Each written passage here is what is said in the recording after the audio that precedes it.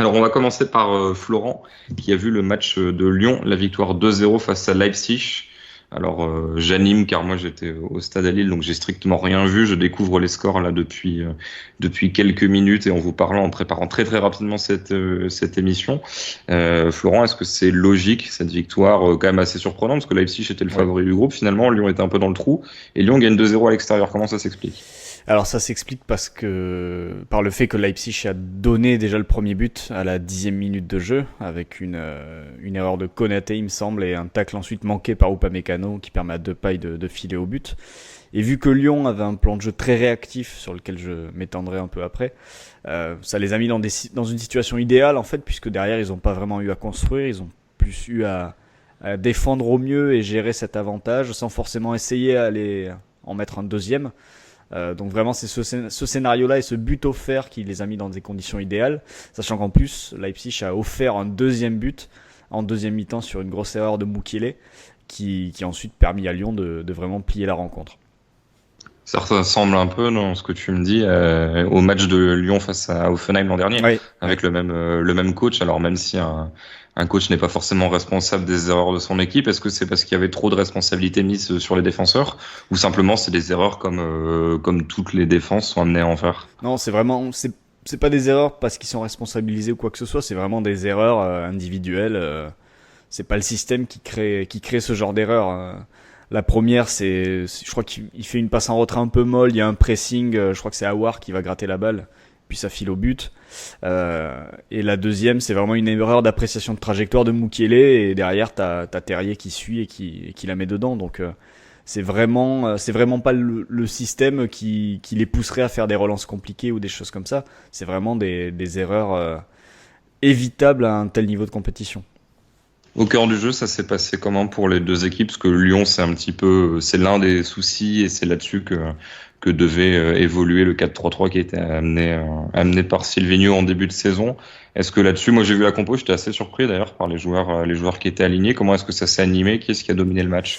Alors c'est Leipzig qui a eu la balle, qui a dominé le match. Comme je le disais, Lyon était dans un plan de jeu réactif qui était en 3-4-3 avec enfin 3-4-3. Disons 3-4-1-2 plutôt, puisque Aouar faisait le lien entre le milieu qui était composé de Touzard Mendes et l'attaque qui était composée de Depay et Terrier. Ensuite sur les côtés, tu avais les deux latéraux qui était à droite, je ne sais plus, à gauche Koné, et à droite c'était donc Dubois, ça me revient. Et dans l'axe, tu avais une défense à 3 avec Marsal axe gauche, Andersen central et ce bon vieux Marcelo qui était axe droit. Ce qui peut être surprenant quand on a Andersen et Marcelo, mais bon, ça a plutôt bien fonctionné, j'y reviendrai peut-être après. Et en face, Leipzig c'était le 3-5-2 habituel de Nagelsmann.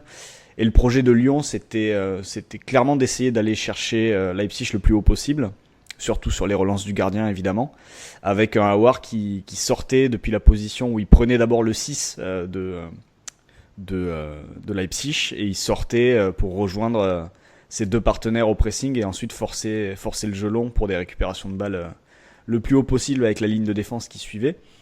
La difficulté de ce système-là, c'est qu'une fois que Leipzig sortait de ses 30 mètres, sortait de son tiers défensif, Aouar devait osciller entre, tu vois, la position défensive, c'est-à-dire plus près de ses milieux pour éviter les infériorités numériques, parce que Leipzig met beaucoup de monde entre les lignes, et aussi être prêt à ressortir pour aller presser et refaire reculer cette équipe dans sa moitié de terrain.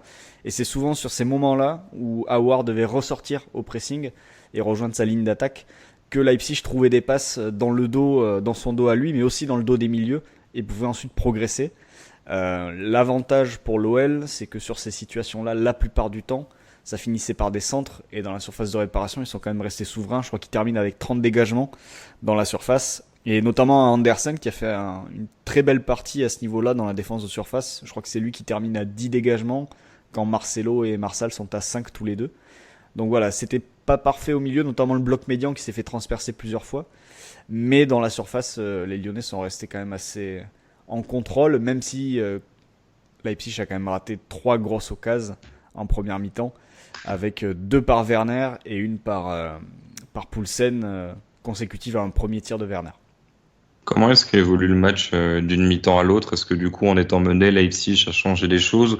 Ou alors c'est simplement que c'était exactement la même physionomie, sauf qu'il y avait plus d'intensité et ce côté, bon, il faut qu'on égalise, donc on évolue un tout petit écran plus haut.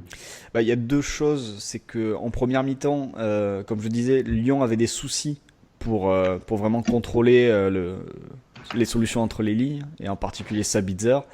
En deuxième mi-temps, les Lyonnais ont volontairement reculé, je pense, pour pouvoir mieux contrôler ces espaces-là. En début de première mi-temps, on a carrément vu une équipe qui était quasiment organisée en 5-4-1, avec Aouar qui était passé côté gauche, Terrier côté droit et Depay seul en pointe, mais qui revenait même jusque dans ses 40 mètres pour défendre. Donc il y a eu une vraie solidarité affichée sur le terrain à ce niveau-là pour défendre en groupe. Après, il y a eu aussi Leipzig. Du coup, voilà, je vais passer par là plutôt pour y arriver. Du coup, c'était plus compliqué pour les Lyonnais aussi de ressortir forcément et de se défaire du pressing. Et j'étais allé voir à la mi-temps parce qu'en fait, en revoyant le match du coup tout à l'heure là, après avoir vu les matchs en direct, je me faisais la réflexion que Leipzig pressait assez peu, ou en tout cas avait du mal à presser cette équipe de Lyon, notamment parce que Aouar a fait une très très belle prestation par rapport à ses prestations en Ligue 1, il y avait une vraie différence. Et, euh, et du coup, je suis allé calculer le PPDA de Leipzig entre la première et la deuxième mi-temps, et c'est vrai qu'on passe de 12,3 ou 4 en première mi-temps à 6,4 en deuxième. Donc voilà, on a vraiment une équipe de Leipzig qui a accentué la pression, chose facilitée aussi par le fait que les Lyonnais jouaient plus bas. Du coup, le contre-pressing était forcément plus facile à mettre en place. Mais oui, Leipzig a accentué.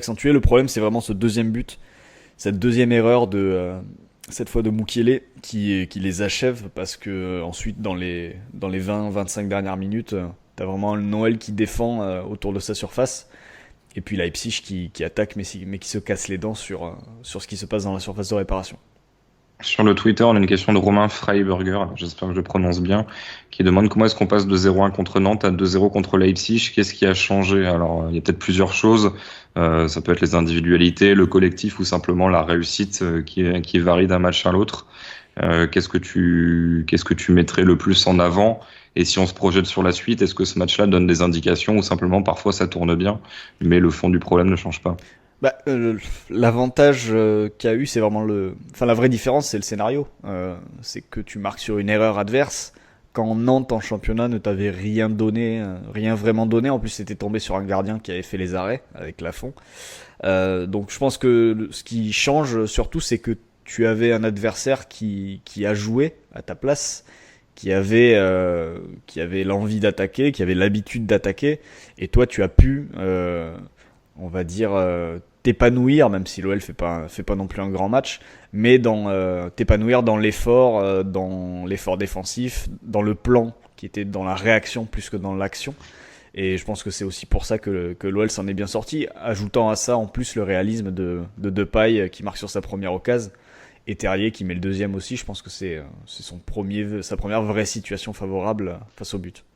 Là, c'est pas une question, mais Amin Maza nous dit, avec tous les ratés de Werner, c'est un sursis pour Silvinho.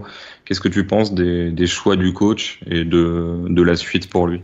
Alors, en fait, quand tu vois la formation alignée, tout à l'heure tu parlais du match de face à Hoffenheim la saison dernière avec les buts donnés par Hoffenheim, mais c'est vrai que sur le plan du système de jeu, le fait de présenter un 3-4-3 qui était un peu calqué sur Hoffenheim, du coup je fais le lapsus, tu vois, qui était calqué sur Leipzig, ça rappelle quand même ce qu'avait fait l'OL au match retour. Après s'être fait balader à l'aller par Offenheim en 4-3-3, en jouant en 4-3-3 contre le 3-5-2 de Nagelsmann à Offenheim. Là, t'as vraiment l'impression qu'ils ont ressorti les cassettes du match de la saison dernière et qu'ils ont décidé d'y aller avec les mêmes ingrédients, avec la même formule pour s'en tirer. Du coup, comme après la victoire face à Offenheim la saison dernière, on avait dit, je pense qu'on l'avait dit dans le podcast, qu'il n'y avait pas grand-chose à en tirer tactiquement parce que c'était vraiment un plan qui avait été élaboré pour répondre à ce qu'avait fait Offenheim offensivement. Je pense que c'est un peu la même chose avec ce match contre Leipzig. L'avantage, c'est que cette victoire-là, quand même, sur le plan moral, sur le plan de la confiance, va peut-être les sortir aussi du trou dans lequel ils étaient.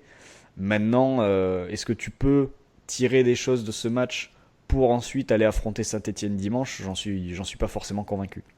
Je vais te faire une remarque qui est un peu bête, mais peut-être que certaines personnes vont avoir en tête, à savoir si du coup Lyon, ça marche bien quand ça se calque sur l'adversaire, est-ce qu'il faudrait pas se calquer à chaque fois sur l'adversaire? Alors forcément, c'est plus pertinent de faire ça quand l'adversaire est Et plus fort joueur. et du Ouais, coup est voilà. joueur et va essayer lui-même de faire la différence. Est-ce qu'il y a des adversaires en France sur lesquels, en te calquant, c'est pas finalement toi qui perdrait au change parce que du coup tu serais stérile et ça arrangerait bien l'adversaire? Comment est-ce que Lyon peut essayer de résoudre ce problème? Ou alors est-ce que Lyon va être obligé de revenir à son 4-3-3, de nouveau être joueur et puis finalement de repartir entre guillemets à zéro, à savoir en Ligue 1 il faudra faire la différence nous-mêmes plutôt que de profiter des erreurs d'un adversaire qui essaiera absolument de marquer. Alors, pour aller déjà au-delà de ta question, il y a peut-être une chose à retenir de ce match, c'est la base de trois défenseurs. Parce que je me suis fait la réflexion parce que à certains moments du match, je les ai vus très étirés sur la largeur, les trois défenseurs centraux, et Andersen dans cette position de libéraux, enfin d'axial quoi. Et en fait, je me suis dit que on sait que Silvino, s'il joue avec ses latéraux très bas aussi, c'est parfois pour se servir aussi d'eux et des lignes de passe qu'ils ont pour jouer à l'intérieur et dégager et trouver le 6 en position de démarqué. Je pense que l'utilisation des latéraux très bas, son but c'est aussi pour ça. Alors bon, on sait qui est le 6 et on sait ses difficultés, mais on sait que le 6 peut aussi devenir Thiago Mendes et ça peut peut-être devenir plus intéressant. Mais du coup, là, à l'heure actuelle, l'OL utilise 4 joueurs sur toute la largeur pour trouver des lignes de passe à destination de ce fameux numéro 6.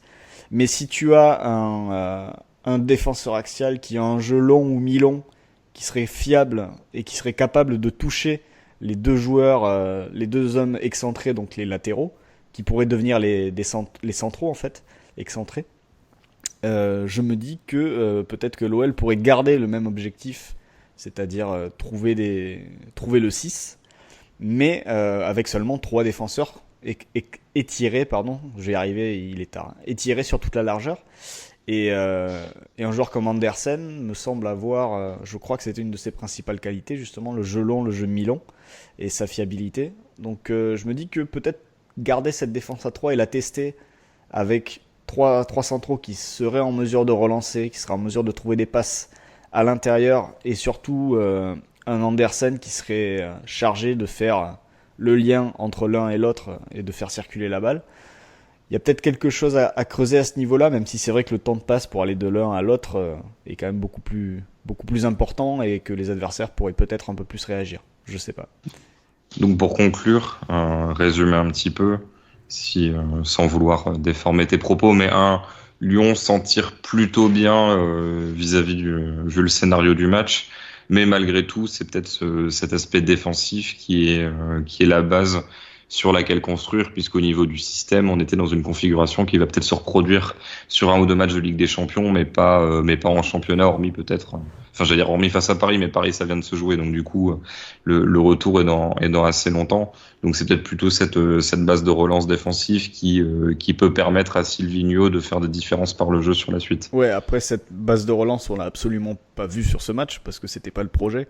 Mais je me dis que peut-être que là où aujourd'hui il met quatre joueurs sur toute la largeur, peut-être qu'avec Andersen en joueur axial, peut-être que 3 peuvent suffire. Et là, dans ce cas, tu gardes le même objectif dans ton animation, mais tu gagnes aussi un joueur supplémentaire un peu plus haut sur le terrain, tu peux plus étirer, tu peux mettre plus de joueurs à l'intérieur. Enfin, ça te change quand même pas mal de choses dans les solutions qui s'offrent à toi plus haut. Donc à voir. Après, ça sera testé plus en championnat parce que c'est quelque chose que jusque-là on n'a pas encore vu du côté de Lyon.